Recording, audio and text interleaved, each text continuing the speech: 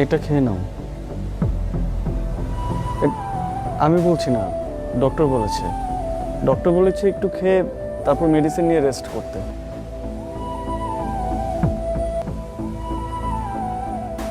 আচ্ছা, আরেকটা কথা, এর আগেও কি আপনার এরকম মাইনর অ্যাটাক হয়েছে?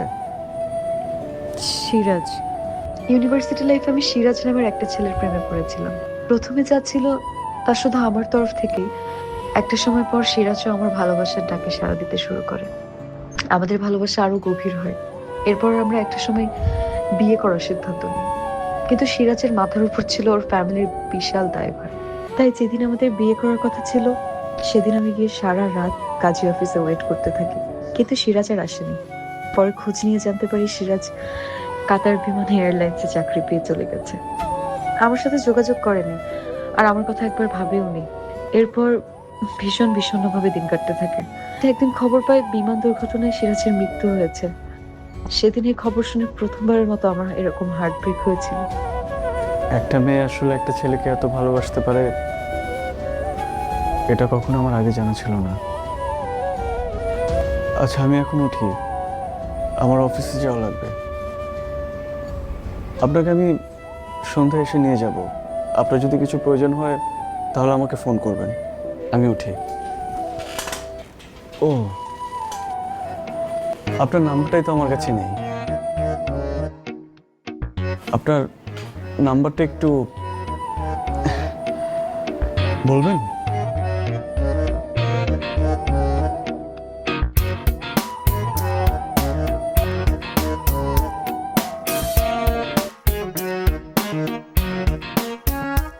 Thank you. আমি আসি তাহলে, কিছু দরকার হলে ফোন করবেন।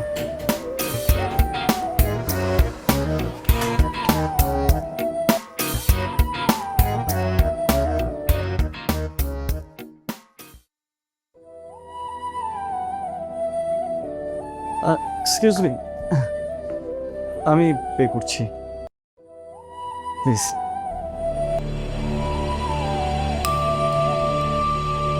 আপনি ওনার থেকে কেন বিল নিচ্ছেন? আপু, উনি তো আপনার স্বামী, আর উনি আপনার সব কাগজপত্র সই করে গিয়েছে। কাগজপত্রে সাইন করলেই তো সে স্বামী হয়ে যায় না। কাল যদি আমার বাসার ওয়াচম্যান এসে সব কাগজপত্র সই করে দেয়, তাহলে তো সে আমার স্বামী হয়ে যাবে না। আমি আর ওয়াচম্যান কি সেম হলাম নাকি? সেও আপনার থেকে ভালো নিজের রেসপন্সিবিলিটিস সম্পর্কে জানে। অ্যাটলিস্ট তার কাছে আমার নাম্বারটা আছে।